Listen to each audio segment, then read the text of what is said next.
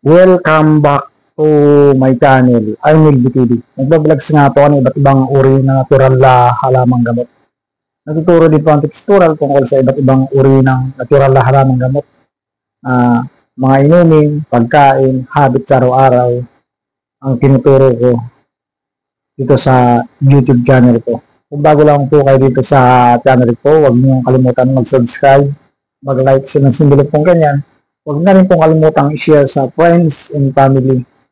Pumilig po kayo dito sa binablogs ko ng mga natural na halamang gamot, mga tips tutorial na tungkol sa mga sakit, mga inumin, mga pagkain na dapat ninyong iwasan para hindi na kayo magkasakit o sa darating pa na henerasyon ang tinuturo ko dito sa YouTube channel ko. Kumusta po ang mga kandidato ninyo? Nanalo po ba yung mga kandidato ninyo ngayon kahapon? Official, unofficial po yung mga senador, pero yung mga local, kagaya ng mayor, vice mayor, and mga councilor at iba pa, ay tapos na. Congratulations po sa mga nanalo. Doon po naman sa hindi nanalo, huwag po kayong mawala ng pag-asa kasi ganyan po ang politika, may talo, may panalo. Baka next na halalan po ay humangad kayo ulit, kayo naman yung palari na manalo. Okay? Ang tips tutorial ko po ngayon, yung kung kayo ay nasugatan, anong gagawin ninyo kapag kayo ay nasugatan? Sugat na pangkaraniwan o natural na sugat, sugat na matindi dahil sa aksidente, sugat na hindi mo nga inasahan. Kunwari, na-aksidente ka, ganun. Yan po yung tips tutorial ko sa araw na to. Tips number 1, kung ikaw ay nahiwa, example, nahiwa ka sa daliri, nahiwa ka sa kamay, nahiwa ka dito sa braso, at iba pang parte ng katawan mo nahiwa ka, hindi sobrang laki. Tapos, nasa kuwang kayo yung napakalayo na lugar sa mga ospital, malayo sa mga center, dapat ang pating yung mga dugo ninyo, kung kayo nasuhiwa nga sa daliri, sa pulso o sa braso. Ituturo ko rin po yung pag-first aid saka yung paano yung paggamot na natural. Kung kayo nahiwas daliri, talian lang ninyo ng malinis na tila. Kung kayo yung malinis na tila, kung may banid na nasa bahay ninyo, pwede nyo lagyan ng banid. Kung dito sa pulso, kasugatan, talian mo lang na malinis tila o kung may banid ka na malaki. Kung dito sa braso, ganun din, talian mo ng malinis tila, tapos kung may banid na malaki, lagyan mo. Then, yan po yung pangangalaga sa sugat. Kung natural na sugat yung sugat ka na natural na sugat lang, mga nahiwa nga. Ang gagawin mo dyan, araw-araw, palitan mo ng tali o kung anong tinalin mo, malinis tila o nilagyan mo ng banid. Tanggalin mo yan araw-araw yung banid. Tanggalin mo araw-araw yung tila. Kasi habang nakatali dyan, alam mo ba, yung tila na malinis saka yung banid, yan, babayahayan niya ng mga bacteria o germs, kagaya ng mga alikabok. Kung madumi bahay niya, pumunta ka sa labas. Siyempre, yung mga alikabok dyan, iipon dun sa sugat mo. Siyempre, kung hindi mo pinapalitan yan, pwedeng magkaroon ng bacteria. Ang maganda, tanggalin mo nga yung tali o banid. Tapos, araw-araw, hugasan mo siya. Kasi alam mo ba, yung tubig na natural, number 1 yung nakakaigi ng sugat. Ako nagsasabi sa inyo. Doon sa inapod ko yung 3 uri ng tubig. Panoodin niyo sa channel ko yung tubig sa sapa, tubig sa malinis na ilog, tubig sa dagat. Ang number 1 po talagang nakakaigaling yung tubig sa dagat. Kaso, kung bago yung sugat mo, sariwang-sariwa, sobrang sakit po niyan. Kaya kung gusto niyo mababad sa dagat, huwag yung sariwang-sariwa. Alam niyo bakit? Napakasakit kasi maalat yan eh. Sa tubig pwede. Kung halimbawa sugatan ka ngayon, bukas, ibabad mo sa tubig. Next, ibabad mo sa tubig na tabang. Pag yung mga 2 to 3 days or 5 days, pwede mo na yan iligo sa dagat kasi hindi na siya masyado masakit. Pero kung bago na kanyan yung sugat, sobrang sakit kasi tubig alat. Pero number 1 na nakakagaling yung tubig dagat. Ganun yung tubig tabang. Napapansin niyo yung sinaunang tao, yung mga tinutulian, pagkatuli nila, pinaglalangoy. Tapos sinugas niya, naglalanggas ng bayabas. Tapos palaging nililiguan yung penis nila o private part niya lang sa katulian o circumcision. Yan po yung tips number 1. Tips number 2, kung ang alaga sa sugat, ang gagawin mo, kung may sugat ka, tapos sa braso o sa hita, kung dito sa braso, sa pagtulog, dapat nandun ka sa may pader. Kung ikaw may anak na malikot na tulog o masyadong paikot-ikot, di ba may ganun yung tao na sobrang paikot-ikot ang tulog niya. Siyempre masisipa yan, sugat mo, lalong dudugo yan. Kaya kung ikaw ay may sugat at tutulog ka doon sa parte na, yung kabilang parte na wala kang kasama, dito lang sa side mo, tapos tagilid ka para sorry, pwede kang tagilid pero yung sugat mo huwag mong iipitin.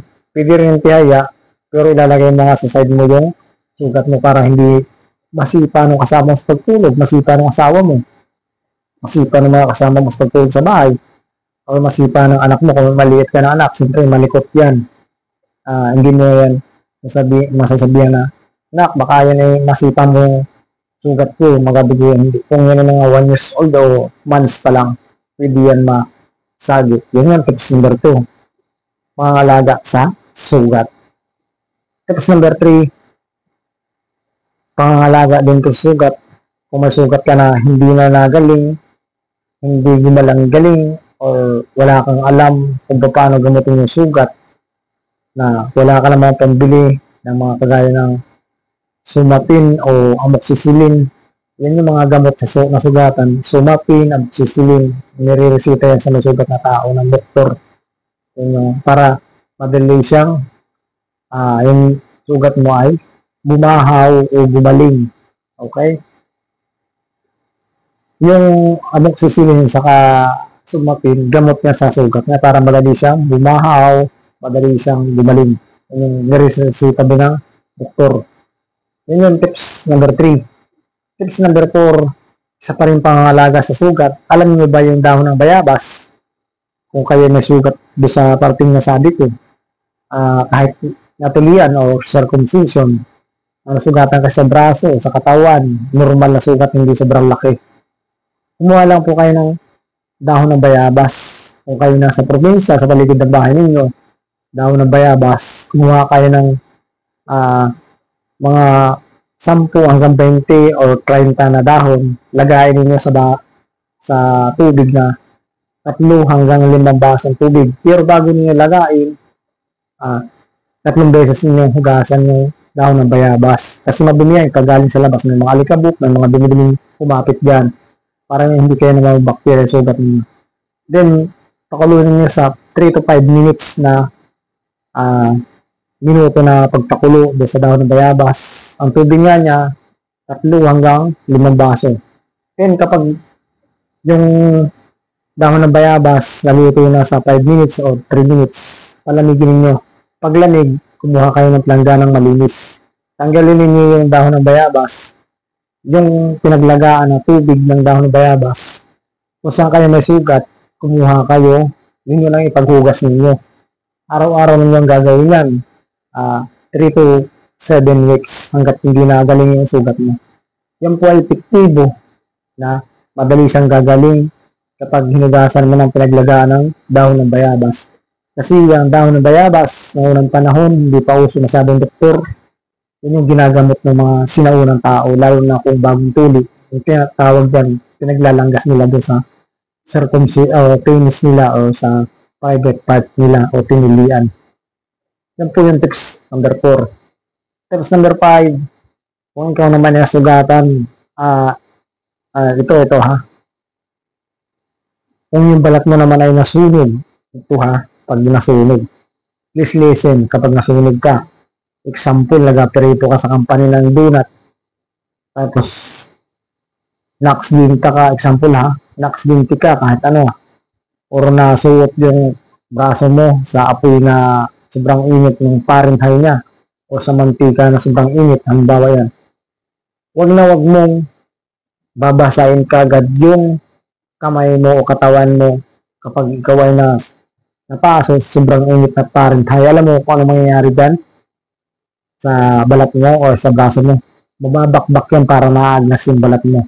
Kasi kung siya ay nasunog na sunog yung braso mo, sunog na sunog, tapos bigla mo binuhusan ng tubig sa gripo, tumalong ka halimbawa sa ilog, mababakyat-bak yan. Alam mo ba yan? Para naagnas yung sa nakain. Naagnas siya. Ganun mangyayari dyan kapag sobra yung Fahrenheit na nakabali sa'yo na init ng apoy o init ng mantika, maaksidente ka. Yan, pwede mong tiisin. Kung sa mga company, may mga private na sasakyan, pupunta ka agad sa ospital. Titiisin mo yan kapag ganyan. Kasi dati, ito true story ito. Yung pamprito ng donut o mantika, nadali ako niya sa kamay. Ngayon, ikot talaga ako sa sakit. 375 Fahrenheit yung init ng mantika na paluto ng donut niyan. Dito. Tinis ko. Kasi alam mo bakit kaya tinis ko? May kasama ako na nag-try ng donut noon. Matagal ng panahon yun yung nasa donut pa ako. Nakatunog siya habang nagpa-try ng donut. Alam mo ba yung apoy 360 to 375 Fahrenheit? Diyos ko po. Buti hindi siya namatay. Nasulbot yung buong braso niya. Ang ginawa na nasulbot, pumunta sa gripo. Yun. Nabakbak yung mga laman niya, parang naagnas. Isang buwan siya sa ospital. Yan. Kung hindi naman po sobrang sakit or sobrang laki ng pagka-aksidente ninyo, huwag kayong pupunta sa tubig kasi nga mababakbak yung laman ninyo. Yan yun. Kung hindi siya sobrang hindi kaya mo pa naman, huwag kang pupunta sa tubig. Kung ganun ng aksidente mo. Yan yung tips number 5. Kapag ikaw ay nasunog o natalsi ka ng mantika sa kamay, sa katawan, yan yung gagawin mo. Kasi yung mga doktor, may mga pamahid dyan, at anong init nung nangyari sa'yo, hindi siya mababakbak. Okay, yan na yung tips number 5. Tips number 6, kung ikaw ay may sugat, wag mong pahapunan sa langaw.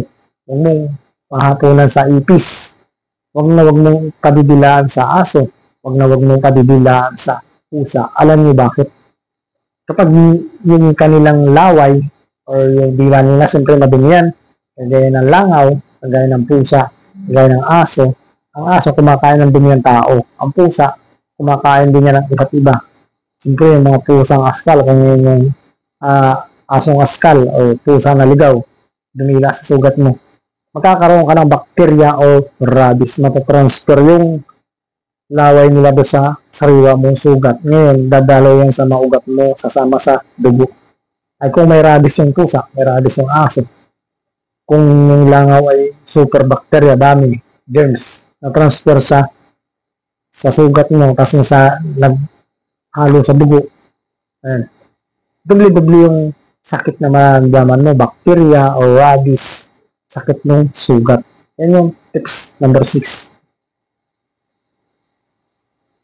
Tips number 7, kung ikaw yung nakasugat, sobrang laki na aksidente mo, siyempre kung ikaw yung inaasahan ng family mo, ikaw yung breadwinner, talaga mapipilitan kang magtrabaho. Kung yung misis mo, or example, wala siyang trabaho, ikaw nga yung breadwinner, dami mong pinapakain sa inyo, dami mong anak, ito yung gawin po ninyo kaibigan. Kung ganyan yung ma-aksidente nyo, SSS, makinig po yung mga tao na hindi pa alam magpa ng SSS, nagpatulong ko sa inyo.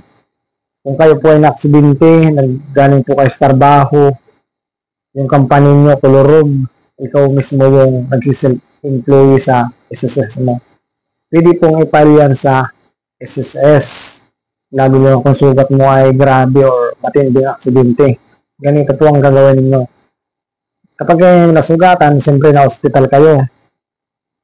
yung medical ng doktor, yung mga resibo, yung chinik up, yung pagka-combine mo, lahat po ng papilis, ipunin-punin nyo. Pag naipon-punin nyo yung mga papilis na yan, kumuha kayo sa SSS ng SSS form, yung sick leave o sickness. Doon, hanapin mo rin, ipapile mo yun, sickness. Kung ano nangyari sa'yo, napipila kang karon, kung ano yung sample, ikaw ay naksidente na buhusan yung binti mo ng mainit na tubig sa loob ng company. Yung nilalagay mo doon sa system. Tapos, papipirmahan mo yan sa doktor kung saan ka na combine, kung saan ka na check up, kung matindi yung aksidente mo, lahat ng form nga, yung mga resibo, kung anong sakit mo, anong nangyari sa yung aksidente, example, nabuhusan ka nga ng tubig na mainit sa loob ng company, ipapasa mo yan doon sa doktor, sa SSS, may tinatawag po dyan na evaluation, yan. Wala kung may pasa yan doon sa SSS, sa doktor doon nga sa doktor sa SSS, kukuha ka sa company ng form din, yung form ng SSS na kinuha mo, mapipirman mo sa HR, supervisor, ngayon, dadalhin mo yan sa doktor, pipirmahan niya ng doktor, may bayad yan ha. Yung iba may bayad, ewan ko lang sa iba kung libre. Baka nagkalala kayo ng doktor na libre ng check up, libre yung pagpirma doon sa SSS form. Pag napipirmahan niya yung SSS form sa doktor, napirmahan na rin niya ng HR, sa supervisor sa company, ipupurwan niyo yan doon sa SSS, saka yung mga lahat ng medical, check up, yun, i-evaluate yan. Ngayon, sila na yung bahala na tawag doon sa company mo. Ngayon, yan, dire-diretso yung sahod mo. Kaya nga tayo may mga benefits sa SSS, beneficiary, may mga sick leave dyan, o sickness, accidental, yan, may burial, yan, yung kagandahan sa SSS, kaibigan. Ikaw, may SSS ka na, kuha ka na hanggat maaga ka. Ang require ng SSS, 10 years. Dapat ma-pull mo yan ang hulog. Makakalun ka dyan, salary loan, calamity loan, yan, may burial dyan. Kaya maganda yung SSS, nagahulog kayo. Kung yung company nyo, kulurum, huwag kayo pumayag na hindi nagahulog sila ng SSS.